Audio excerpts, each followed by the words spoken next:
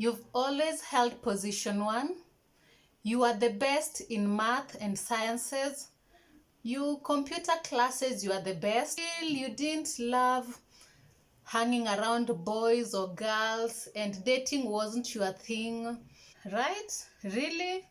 Now today in this video, I'm talking about parenting from a point of vulnerability. And vulnerability just means that you acknowledge that you are a human, you acknowledge that you make mistakes, you acknowledge that you can be emotional, and you're susceptible to errors. So welcome, this is Marlene the parent, and today I'm sharing on a personal story that forms the core of my parenting. Now, when I was about 12 years old, I traveled up country. I traveled with my mom to my grandma's place. Now, as usual, grandmas are normally so welcoming, so hospitable, and just generally charming. So I remember my grandma gave me a lot of food, and I had so much drinks. So I ate, I drank, and I was so full. And then at night, I remember going to sleep on my grandma's bed. And as I slept, my grandma, my mom, my aunties, and my uncles were chatting, and they were really laughing in the living room. So for me, I just went to sleep. And I was sleeping. At some point, I remember someone yelling at me, "You traveled all the way to come and make your grandma's bed wet." And I was confused. I was so embarrassed. I was like, what's happening? And then I realized that I'd actually peed on my grandma's bed. Now, that is not something that I'm proud of course, but I remember it as my first and my very last, honestly, my very last. So, you know how mothers can give you that look, huh? And you just so tensed.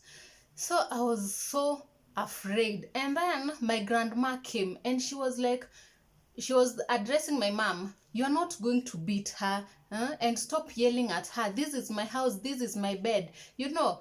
And my grandma just told me to get out of the bed and change my clothes. And I was changing. She was putting all these old clothes on that space where was wet, and then she made the bed now with clean bedding, and she instructed me to continue sleeping.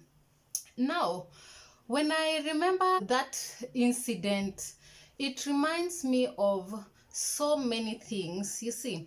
And by the way, just to mention, the reason why that was so visible was because uh during that time, my grandma had a spring metallic bed, and the mattress was not that thick. And then, funnily, she had placed a metallic basin under the bed. So you can imagine the trickling of the urine in that metallic basin. And I guess that's why those who were at the living room could actually hear what was happening. So whatever my grandma did, that incident, it forms a very core part in my parenting, because most of the times we can really yell at our children and even just our loved ones. We don't want to put ourselves in their shoes, we don't want to understand, but because of how my grandma reacted and how she just made me not feel so pathetic. Right now that I'm a parent, there is a point where my firstborn son could actually make his bed wet, like he would pee on his bed.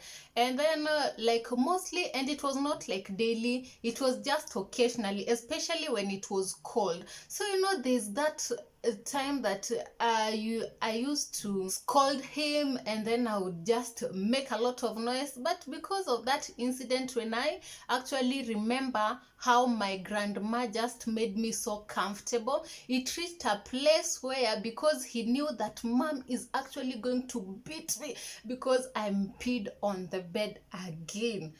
But because of that, I was shown mercy. And how is it lovely if I can actually do it to my own son? So because of that incident, like when that used to happen, nowadays he doesn't pee on his bed, but when that used to happen, he would actually wake up very fast and then just change his clothes, thinking that probably will not notice. But funnily, he would find me with warm water, waiting for him, near the bathroom. So I would just tell him, come, just come and have a bath, and he'll be confused, like, huh? What are you planning? There's nothing that was planning. I was just trying to be friendly and just showing love. Us as parents, let us not parent as these intelligent and supernatural and really cool beings who have all this put together, but that is not the case. We have our fears, we have our low moments, and there are times that we don't know even what we're doing, and we just don't have it all figured out. So, and by the way, this reminds me of a parable in the Bible, the parable of unmerciful servant. This parable, there was a king who wanted to settle accounts with his servants, and then there was this servant who owed him 10,000 bags of gold. 10,000 bags of gold. And when the king summoned the servant, he called him and told him to pay. But because he was unable to pay, the king commanded him, the wife, and the children, and whatever he had to be sold, and then to be able to pay the amount. And the servant knelt down and pleaded with the king, and the king forgave him and just cancelled the debt and told him he was free and he would go. Funnily, the same servant, there was another servant, a fellow servant like him, who owed him 100 coins. Yes, 100 silver coins. And he went to this servant and requested for his money, and the servant could not pay, and he grabbed the neck of this servant, choking him. And the servant pleaded for more time, yet he wouldn't accept it, and he threw him to the prison until the day that he pays. And the other servants who were observing this reported him back to the king, and the king was shocked. And the king asked him who owed him 10,000 bags of gold, he forgave him, yet he would not forgive a person, a fellow servant like him, who owed him 100 silver coins. Most of the times, this is something that we do. We receive mercy, we receive grace, but we don't give out the same. We don't give out the same grace. We don't give out forgiveness, and we don't give out mercy, yet we receive it. So with that story and this parable, I was reminded of our human nature. It is so easy to forget, but today we are reminding ourselves, because we know better. Now we have to do better, and it is my prayer that with this story, later, as we receive mercy, as we receive grace, let us extend that mercy, let us extend that grace, and may we just be vulnerable even with our children, especially for teenagers. Let us just show them that even for us, at some point we were confused, at some point we were scared, at some point we thought that no one could understand us, and let them just know that these things are natural. You can easily relate. You can easily have that great relationship that a parent and a child should have.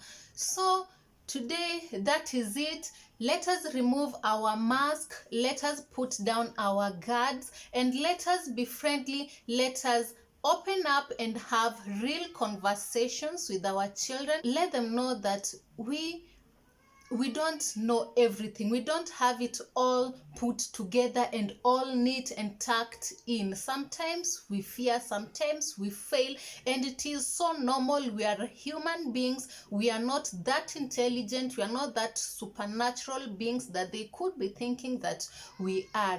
And that is it for today. Please remember to subscribe, remember to like, and remember